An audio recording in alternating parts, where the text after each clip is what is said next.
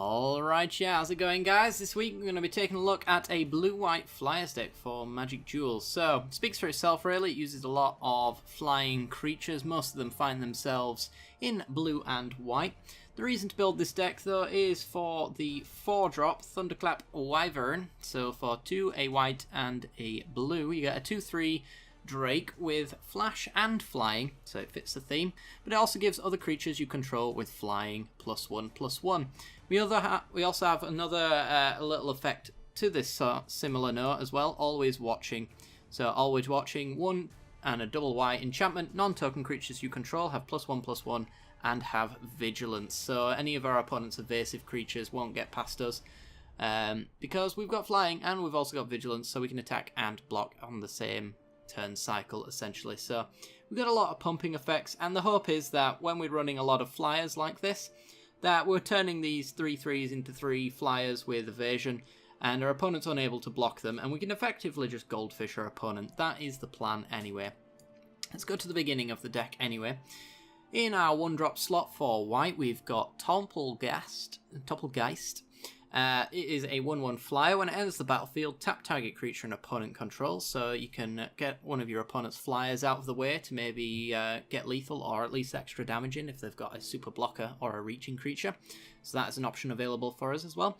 It does also have Delirium, so if we've got 4 or more card types in our graveyard, then we get to tap one of our opponent's creatures every single time on their turn. So every single time one of their biggest creatures gets tapped down essentially, so they can't attack with it. So, as far as creature types are concerned, we can get creatures into our graveyard pretty easily with Selfless Spirit, and of course them dying as a result of combat. We've also got Smugglers Chopper as our artifact. Speaking of, Pilgrim's Eye, an artifact creature, so we can get that in there. We have Evolving Wilds as well to crack for a land to go into our graveyard, as well as Cast Outs to cycle as well, and Planeswalkers. So, we can get Delirium on relatively easily. It's not the focus of the deck, of course, but it's a nice little upside if we can anyway. Next, we've got 4 copies of Fairy Miscreant. So this is in here mostly to make sure that we start off quite well in terms of our damage. So Fairy Miscreant, 1 blue for a 1/1 flyer, reasonable. When it enters the battlefield, if you control another creature called Fairy Miscreant, you get to draw a card. So if we've got 1 on the field already and we play this one, it is essentially just a cantripping flyer. So these can be up to 3/3s, 4/4s, that kind of thing, with all of our Always Watchings and Wyverns as well on the board. So, you know, they eventually get a little bit more strength, and they can also be used later down the line as well to crew up our Smugglers Chopper if their power isn't actually that impressive when we cast them.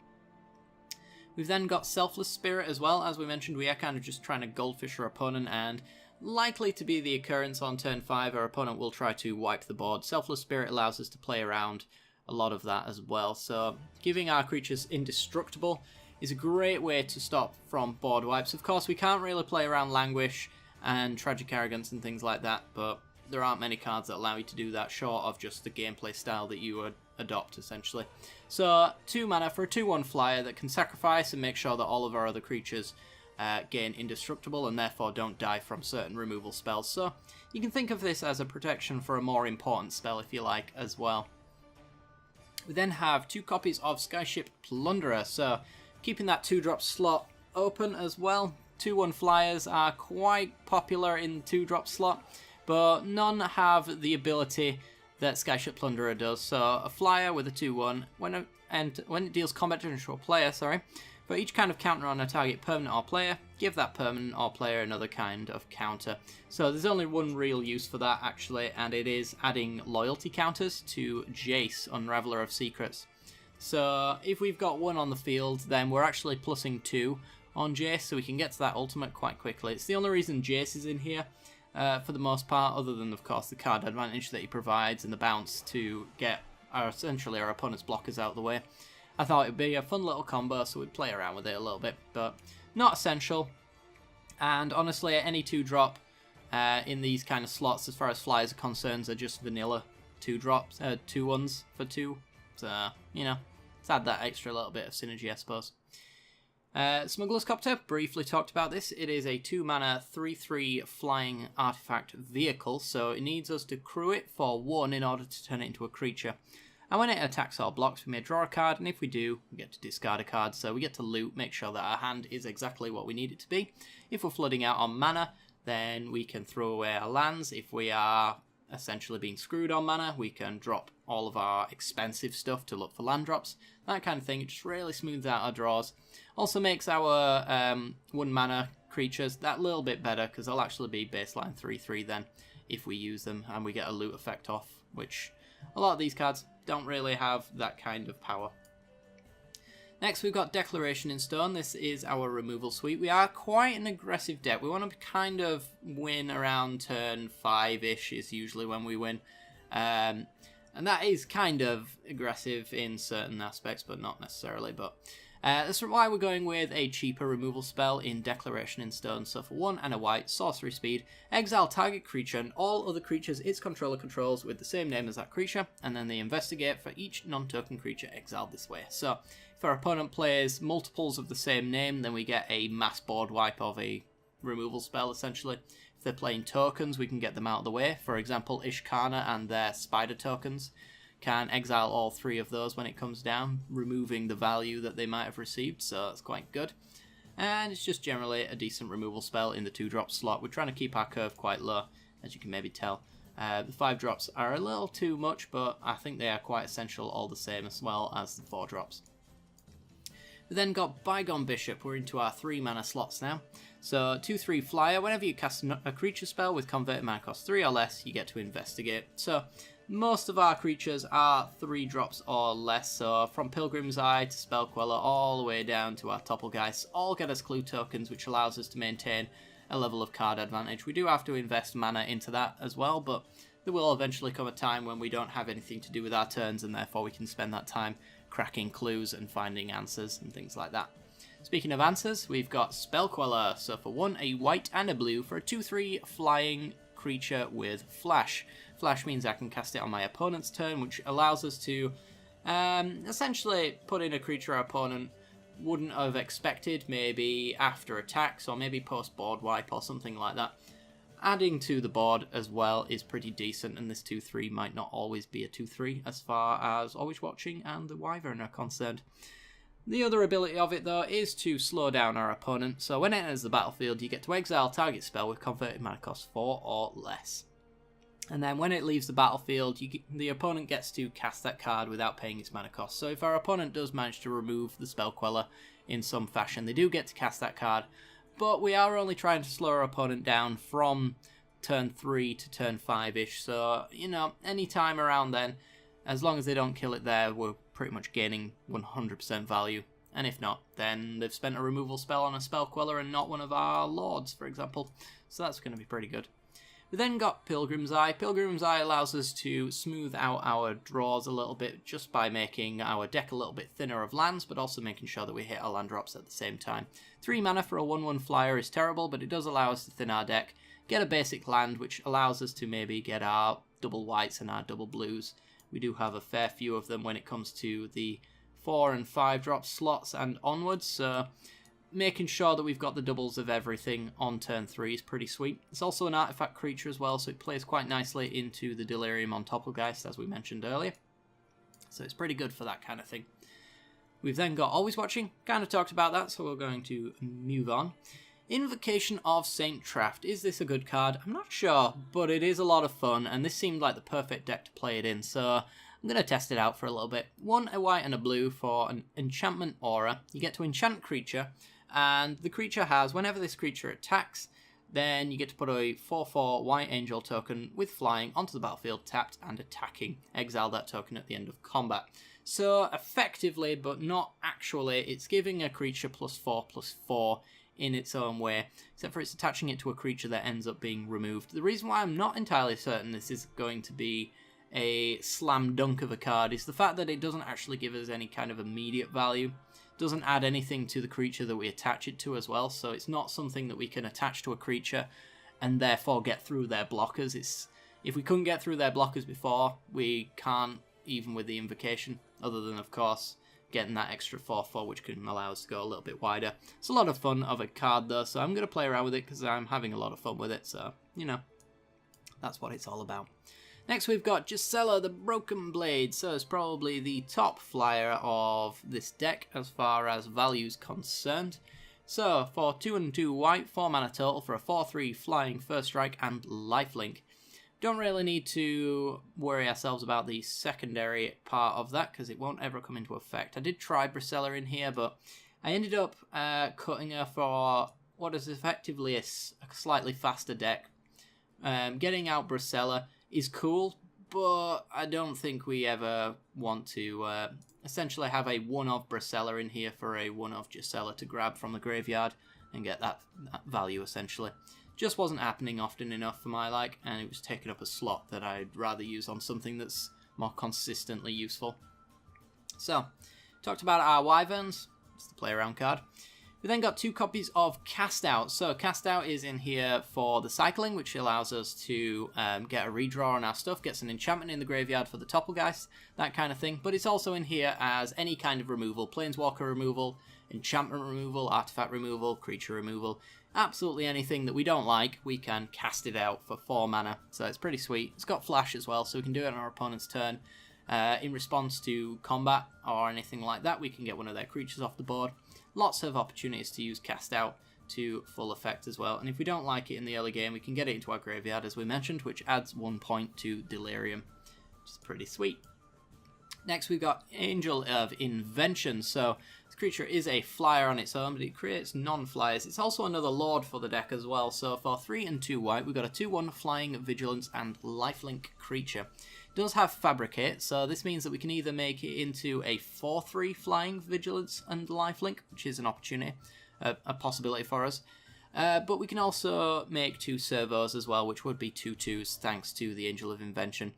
And unfortunately, the servos would only get the benefit from the Angel. They won't get it from the Wyverns because they won't have flying, and they won't have it from the Always Watching because they're not tokens either, which is why we might want to consider maybe adding the counters to the Angel of Invention just for that extra little bit of value. But the stuff that Always Watching gives to the Angel is slightly redundant. Gives Vigilance. She already has Vigilance, that kind of thing. And, you know, other flyers get +1/+1. Really useful, but, you know, the lifelink is really what we want it here for, and also the pump for all of our other creatures is awesome as well. Next, we've got Archangel Everson. As we mentioned with the Selfless Spirits, we want to play around certain board wipes and things like that. Archangel Everson allows us to do that. So for 3 and 2 white, flash, flying, vigilance. When it enters the battlefield, creatures you control gain indestructible until the end of the turn. So we can flash this in response to our opponent swinging in with all of their stuff for a blowout perhaps, but also for anything like Planar Outburst. Any kind of board wipe that is not minus based, which would count Languish, Yenne's Expertise, that kind of thing. Archangel Everson can kind of deal with. So it's pretty sweet. Whenever a non-angel creature you control dies, you get to transform Archangel Everson at the beginning of your next upkeep. So, beginning of the next upkeep, if one of our creatures died and it was not an angel, then we get ourselves a 6/5 that deals 3 damage to each other creature and each opponent. This can be quite destructive for us, but it can also be quite destructive for our opponent as well. And 3 damage might be enough for us to close out the game as well. It's going to wipe the board quite a fair bit at the time as well, so you have to be a little bit careful with Archangel Everson for that reason, but at the same time it can be quite useful. Not something you can really trigger yourself though, unless you suicide a creature into your opponent, but that's another thing you got to be aware of. Next we've got Glyph Keepers. So Glyph Keepers are our 5-drop, but they're also our 7-drop as well, which is why I really like them in this deck. 3 and 2 blue for a 5/3 flyer. When it becomes the target of a spell or ability for the first time each time, counter that spell or ability. So if our opponent tries to remove it, then that spell gets countered. The second one, therefore, gets resolved as well. But even if it gets resolved, as long as it's not exiled, we can actually embalm a token out and create a token copy of this. So a copy of Glyph Keeper, which is a 5/3, yet again, that has this ability. So it comes out twice. It's really horrible for control decks. So even after they counter this on the stack, we can embalm it. And there's not really much our opponent can do about that, unfortunately, for them.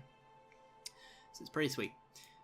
So, we've got Jace. As we mentioned, we've got the Skyship Plunderers to add loyalty counters to Jace. It's pretty fun for that alone, but that's not really anything other than that. There's not really much of a synergy with Jace other than the sheer card advantage that you can get us. So, 3 and 2 blue for a 5 mana, 5 loyalty Planeswalker, +1 to a scry one and draw a card. So we get to look at the top card of our library. If we don't like it, we put it to the bottom and draw a card. If we like it, we draw it. Which is pretty sweet. It's a nice card advantage that you can really make good use of. The -2 allows us to bounce a creature to its owner's hand. So if our opponent's locked down one of our creatures perhaps, then we can bounce it back to our hand to replay it. We can bounce one of our opponent's blockers out the way, or if they've spent a lot of mana casting something that didn't have an enter the battlefield effect, maybe bouncing it will set them back a turn. That kind of thing. If they're playing enchantments and auras on creatures, bounce that creature, all the auras have gone. Lots of uses for the -2 ability, but he's here to protect himself most of all and get blockers out the way. The -8 can be quite relevant with our Plunderers giving loyalty counters to Jace every single turn. You get an emblem with whenever an opponent casts his or her first spell each turn, counter that spell. So it becomes a 2-for-1 every single turn for our opponent, which is pretty brutal and can often turn the tides. It's not a game ender. I've won a fair few times through a Jace Ultimate. Even in a long game situation, I've still won through this, but it can be kind of backbreaking for your opponent depending on their kind of deck style, which is pretty sweet. Finally, we've got 1 copy of Dusk till Dawn. This is our board wipe. Not really going to see much play, I would hope, but in the long game it can be quite useful. So, Dusk, destroy all creatures with power 3 or greater, which hopefully is going to be our opponent's stuff. If we are using a lot of lords, then it's going to hit a lot of our stuff at the same time. But that's where the other side of the card comes in. Dawn, 3 and 2 white with Aftermath, which means we cast it from our graveyard. You get to return all creature cards with power 2 or less from your graveyard to your hand, so we do get to rebuild slightly. Power 2 or less is essentially all 4 of these guys here, so that's plenty of creatures in our early game. You also get back the Bygone Bishop, the spell queller that our opponent tried to remove to get the card that we exiled. Our Pilgrim's Eye, so we can thin our deck a little bit more. Even our Wyverns can actually come back, and we can get our Lords back on the field again to pump up our creatures. So even though we will probably end up wiping our board, we can actually get so much value back. Yet again, Angel of Invention comes back with the Dawn, so really good value there. So that's essentially the deck. Let's go on to the mana base, shall we? We've got 7 plains, 7 islands. We're only a 2-mana deck, a 2-colour deck, so you know, we have a lot of basics. There's not really many non-basics you want to play in the deck, other than things like Prairie Stream. Prairie Stream is a plains island that enters the battlefield tapped unless you control 2 or more basic lands, which is why we're running so many basics. Make sure these come into play untapped, and then you get your double whites and your double blues, which is something that we have quite a fair few of in the deck. We then have Glacial Fortress, and it's a battlefield tapped unless you control a plains or an island. Prairie Stream is a plains and an island, so if this came into play tapped turn 1, then we have double white and double blue on turn 2, thanks to Glacial Fortress, which will now come into play untapped. 4 copies of Evolving Wilds to help with Delirium, but also to thin out our deck and make sure that we hit creatures instead of lands over and over and over again. Got plenty of basics to make sure that we've got plenty of targets for our Evolving Wilds.